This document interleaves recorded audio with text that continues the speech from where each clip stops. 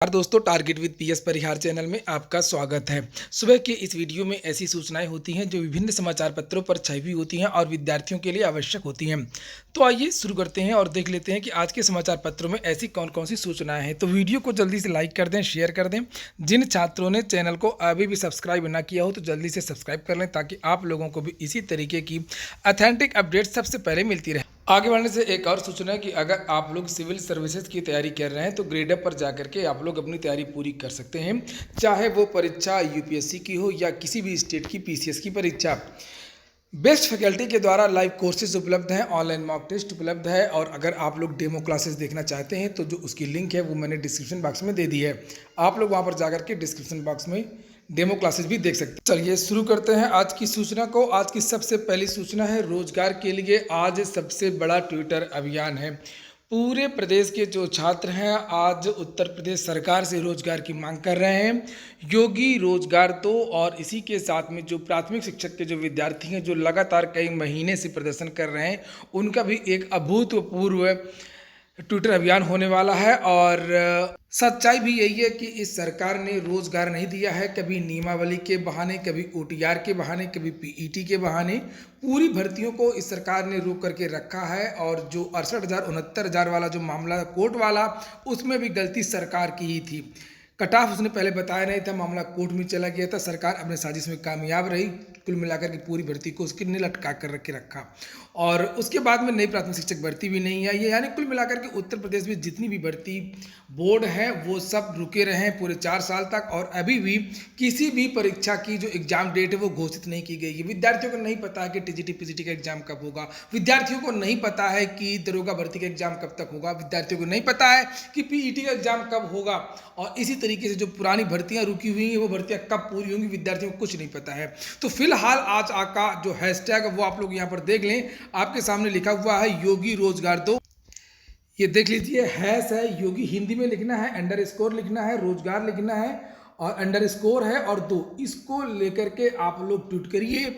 और इसी के साथ में आप लोग जो है प्राथमिक शिक्षक भर्ती के लिए भी लिख सकते हैं, ये हैश नोटिफाई यूपीपीआरटी और रिजाइन सतीश जी। यानी कि या तो आप लोग यूपीपीआरटी का जो है नोटिफिकेशन जारी करें या तो आप इस्तीफा दें। तो ये मांग इन प्राथमिक जो विद्यार्थी हैं इन्होंने किया है, इसलिए। और ये जो ट्विटर अभियान है ये 11 बजे से चलेगा, तो आप लोग दोनों को एक साथ में लिख सकते हैं। हालांकि मैं डिस्क्रिप्शन में लिंक दे दूंगा, आप लोग वहां से जाकर के डायरेक्ट भी रिट्वीट कर सकते हैं। 11 बजे में फिर से आपको याद दिला दूंगा, योगी रोजगार दो और नोटिफाई यूपीपीआरटी और रिजाइन सतीश जी। चलिए शुरू करते हैं आज की सूचना को। आज की सबसे पहली सूचना है समूह ग भर्ती प्रारंभिक अर्हता का आवेदन शुरू। आज के लगभग सभी समाचार पत्रों में पीईटी के नोटिफिकेशन के बारे में जानकारी दी गई है और यहाँ पर लिखा है कि उत्तर प्रदेश अधीनस्थ सेवा चयन आयोग ने कोरोना काल में सरकारी नौकरी की उम्मीद लगाए बैठे युवाओं को बड़ी राहत दे दी है। समूह ग के पदों पर भर्ती से पहले प्रारंभिक अर्हता परीक्षा पेट के लिए मंगलवार से आवेदन लेने की प्रक्रिया शुरू हो गई है। आवेदन 21 जून तक लिए जाएंगे और इसमें संशोधन 28 जून तक किया जा सकेगा और इसमें शामिल होने वाला ही भर्ती परीक्षा के लिए पात्र माना जाएगा। इसके साथ ही अर्हता परीक्षा के लिए पाठ्यक्रम भी वेबसाइट पर फिर से डाल दिया गया है। आयोग के अध्यक्ष प्रवीर कुमार के निर्देश पर सचिव आशुतोष अग्निहोत्री ने कार्यक्रम जारी कर दिया है।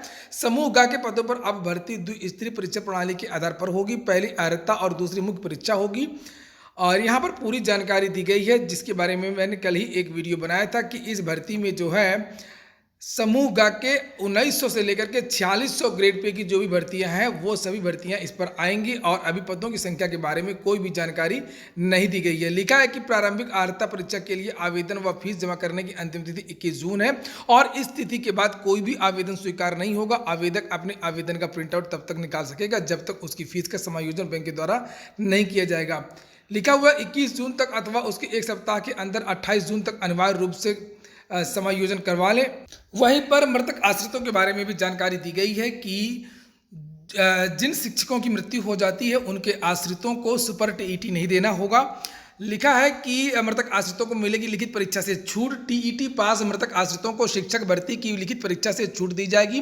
बेसिक शिक्षा राज्य मंत्री डॉक्टर सतीश चंद्र द्विवेदी द्वारा ये घोषणा करने के बाद में इसकी तैयारियां शुरू कर दी गई हैं और उन्होंने सभी जरूरी अर्हताओं को पूरा करने वाले मृतक आश्रितों को शिक्षक व लिपिक पदों पर नियुक्त करने का ऐलान किया। बेसिक शिक्षा विभाग ने तयशुदा समय में जिलों से सूचनाएं मांगी हैं। विभाग में 2500 से ज्यादा मृतक आश्रितों को नियुक्ति दिए जाने की उम्मीद है। सूत्रों के मुताबिक इस पर सहमति बन गई है कि ऐसे अभ्यर्थी जो बीएड, डीएलएड, बीटीसी पास हैं और टीईटी उत्तीर्ण कर चुके हैं, उन्हें सुपर टीईटी यानी शिक्षक भर्ती की लिखित परीक्षा से छूट दी जाएगी। वहीं पर जो मृतक आश्रित अभी डीएलएड, बीएड कर रहे हैं, उन्हें लिपिक के पद पर नियुक्ति दी जाएगी और बाद में टीईटी पास करने पर उनको शिक्षक के पद पर समायोजित किया जाएगा। इसके लिए कितने वर्षों की छूट दी जाएगी अभी यह तय नहीं किया गया। स्नातक मृतक आश्रितों को लिपिक के पद पर नियुक्ति दी जाएगी। यदि लिपिक के पद नहीं है तो उन्हें सृजित किया जाएगा। वहीं समूह ग के पदों में भर्ती को लेकर के और भी बहुत सारी सूचनाएं हैं आज के समाचार पत्रों में, जैसे कि यहाँ पर लिखा हुआ है अमर उजाला में 50,000 से अधिक पदों पर भर्ती के प्रस्ताव, रिक्तियां अभी स्पष्ट नहीं है। अभी स्पष्ट रूप से ये नहीं बताया गया कि कितने पद रिक्त हैं और कितने पदों के लिए ये भर्ती हो रही है।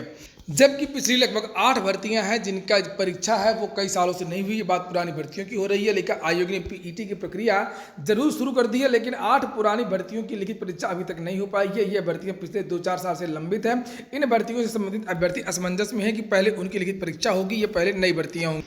अगली सूचना है कोऑपरेटिव भर्ती की। लिखा है कि सहकारिता भर्ती घोटाले में पूर्व एमडी समेत 6 पर केस। बात असल में हो रही है अखिलेश यादव के जमाने की 2012 से 17 तक की। बहुत सारे विभागों से भर्तियां निकली थी और जम करके भ्रष्टाचार हुआ था, जम करके नौकरियां बेची गई थी। जैसे लोग कहते हैं कि पिछली सरकार में भर्तियां तो बहुत आई थी, लेकिन मैं ये बता दूं पिछली सरकार में नौकरी भी किसी को नहीं मिली थी पढ़ने वाले को। और बात हो रही है कोऑपरेटिव की, तो कोऑपरेटिव में उप प्रबंधक की, शाखा प्रबंधक की और सचिव की बहुत सारी जो भर्तियाँ हैं वो निकली थी, लेकिन उसमें किसी को पता ही नहीं चला कि ये भर्ती कब पूरी हो गई और किसको मिली। उसके बाद में इसकी जांच हुई और जांच में अब एफआईआर दर्ज की गई है। भले ही लेट हुआ है लेकिन कार्रवाई हो रही है। तो ये बात भी आपको याद रखना चाहिए कि जो है कितना भ्रष्टाचार हुआ था पिछली सरकार में। यानी वर्तमान सरकार तो नौकरी नहीं देती है और पिछली जो सरकार थी समाजवादी पार्टी सरकार, वो नौकरी बेचती थी। लिखा है कि एसआईटी ने मंगलवार को सपा शासनकाल में 2012 से लेकर के 2017 के बीच सहकारिता विभाग की विभिन्न संस्थाओं में नियम विरुद्ध की गई भर्तियों के मामले में 6 एफआईआर दर्ज की हैं। उत्तर प्रदेश सहकारी संस्थागत सेवा मंडल के अध्यक्ष रहे राम जतन यादव व ओंकार यादव के साथ ही तत्कालीन सचिव, सदस्य, कंप्यूटर एजेंसी के प्रोपराइटर सहित 9 लोगों को नामजद किया गया है। सेवा मंडल के तत्कालीन सचिव व वर्तमान में यूपी कोऑपरेटिव बैंक के तो बहुत सारे लोगों के खिलाफ एफआईआर दर्ज की गई है। और यहाँ पे लिखा है यूं किया घोटाला। एसआईटी की जांच में सभी अभ्यर्थियों के ओएमआर सीट में हेराफेरी करके परिणाम बदलने की पुष्टि हुई थी और विज्ञापन के बाद अपनों की भर्ती के लिए शैक्षिक अर्हताएं भी मनमाने तरीके से बदली गई थी। सहकारी ग्राम विकास की भर्ती में वर्ष 1976 की सेवा नियमावली के रहते हुए 2013 में फर्जी सेवा नियमावली बनाया गया और उसके बाद में भर्तियाँ की गई। तो इस तरीके का जो भ्रष्टाचार होता था समाजवादी पार्टी की सरकार में भर्तियों में, और शायद इसी वजह से योग्य अभ्यर्थियों को नौकरी नहीं मिल सकी। फिलहाल यहाँ पर एक और सूचना है जो आपके किसी प्रतियोगी परीक्षा में पूछी जा सकती है कि सुबोध जायसवाल नए सीबीआई निदेशक बना दिए गए हैं। भारत के लिखा आईपीएस सुबोध कुमार जायसवाल को मंगलवार को सीबीआई का नया निदेशक बनाया गया है। इनका कार्यकाल 2 साल का होगा। सुबोध जायसवाल 1985 बैच के भारतीय पुलिस सेवा आईपीएस अधिकारी हैं। अगली सूचना है यूपीपीएससी की। लिखा 2 अतिरिक्त अफसर के लिए लिखा पत्र। एमएलसी देवेंद्र प्रताप सिंह ने मुख्यमंत्री को पत्र लिख करके मांग की है कि पीसीएस 2018 से परीक्षा का पैटर्न बदले जाने के कारण प्रभावित हुए उन प्रतियोगी छात्रों को पीसीएस परीक्षा में शामिल के लिए 2 अतिरिक्त अवसर दिए जाएं जो ओवर एज हो रहे हैं। उन्होंने ऐसे अभ्यर्थियों को पीसीएस 2021 और 2022 में अतिरिक्त अवसर देने की मांग की है। पत्र में कई ऐसे उदाहरण भी दिए हैं जब संघ लोक सेवा आयोग ने सिविल सेवा परीक्षा के पैटर्न में बदलाव के कारण अतिरिक्त अवसर दिए हैं। वहीं वर्तमान में कोविड के कारण संघ लोक सेवा आयोग की परीक्षा में एक अतिरिक्त अवसर देने पर भारत सरकार ने अपनी सहमति प्रदान की है। एमएलसी ने मांग की है कि इसी के आधार पर यूपीपीएससी के अभ्यर्थियों को भी राहत प्रदान की जाए। अगली सूचना है टीजीटी और पीजीटी की। टीजीटी पीजीटी 2016 की यहाँ पर सूचना है। प्रवक्ता हिंदी का जो संस्था यानी कि विद्यालय है वो आवंटन जारी कर दिया गया है। इसकी मांग विद्यार्थी कई दिनों से कर रहे हैं। लिखा हुआ उत्तर प्रदेश माध्यमिक शिक्षा सेवा चयन बोर्ड ने सहायता प्राप्त माध्यमिक विद्यालयों में प्रवक्ता भर्ती 2016 के हिंदी विषय का जो संस्था आवंटन है वो सोमवार के शाम जारी कर दिया गया। चयन बोर्ड ने 25 मार्च को पैनल घोषित किया था और प्रशिक्षित स्नातक यानी टीजीटी का पैनल 19 फरवरी को और संस्था आवंटन 25 मार्च को जारी किया था। छात्र प्रवक्ता कभी संस्था आवंटन जारी करने की मांग कर रहे थे। वहीं पर आगे जो नवल किशोर हैं उन उपसचिव, उनका भी बयान छपा हुआ है। माध्यमिक शिक्षा सेवा चयन बोर्ड ने बीते 6 महीनों के दौरान घोषित 2016 टीजीटी के 15 और प्रवक्ता के 23 विषयों की प्रतीक्षा सूची भी सोमवार को जारी कर दिया है और उप सचिव नवल किशोर ने शिक्षा जिला विद्यालय निरीक्षकों को निर्देशित किया है कि यदि कोई चयनित अभ्यर्थी किसी कारण से कार्यभार ग्रहण नहीं करता है तो वेटिंग लिस्ट से विषय एवं आरक्षण श्रेणी के अनुसार दूसरे अभ्यर्थी को कार्यभार ग्रहण करा दिया जाए।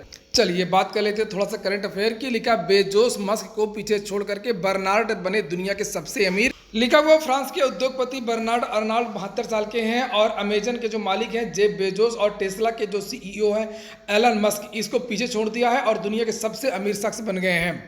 लिखा है नए कानून से बदलेगा फेसबुक, व्हाट्सएप टाल देगा अभी फिलहाल निजता की नीति और सोशल मीडिया प्लेटफॉर्म को 3 महीने की मोहलत। 25 मई को हुई समाप्त। विश्व की सबसे बड़ी कंपनियों में शुमार फेसबुक ने मंगलवार की रात कहा कि वह भारत सरकार द्वारा बनाए गए सूचना प्रौद्योगिकी नियमों का पूरा पालन करेगा और इसके लिए अपनी कार्यप्रणाली में बदलाव भी ला रहा है और वहीं पर जनवरी से अपने यूजर्स को नई निजता नीति स्वीकार करने या अकाउंट डिलीट करने के लिए तैयार रहने की धमकी देने वाला व्हाट्सएप ने कहा कि वह नीति को लागू करने से पहले भारत सरकार के निजी डाटा संरक्षण कानून का इंतजार करेगा। असल में भारत सरकार ने एक पत्र भी लिखा था इनको, जिसका एक हफ्ते में इनको जवाब देना था। उसका जवाब भी व्हाट्सएप ने दे दिया है। यहाँ पर लिखा है कि यूजर्स की निजता उसकी सर्वोपरि प्राथमिकता है। वह क्षति स्वीकार न करने वाले यूजर्स के फीचर्स को खत्म करने की घोषणा वापस लेता है। हालांकि वह नई निजता नीति को लेकर के नोटिफिकेशन देता रहेगा और चाहे यूजर्स उसे स्वीकार करें या न स्वीकार करें।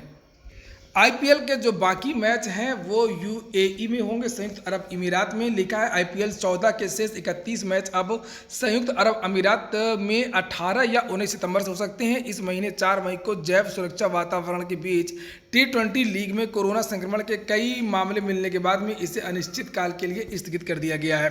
अगली सूचना सीबीएसई की है, बोर्ड परीक्षाओं की है। 12वीं में बोर्ड परीक्षाएं करवाई जाएं या न करवाई जाए, राज्यों से प्रस्ताव मांगे गए थे।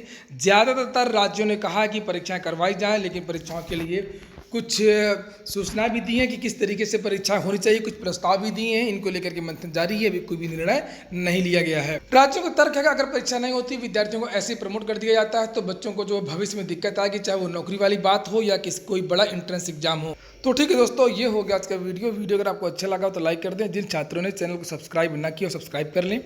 पूरा वीडियो सुनने के लिए बहुत बहुत धन्यवाद।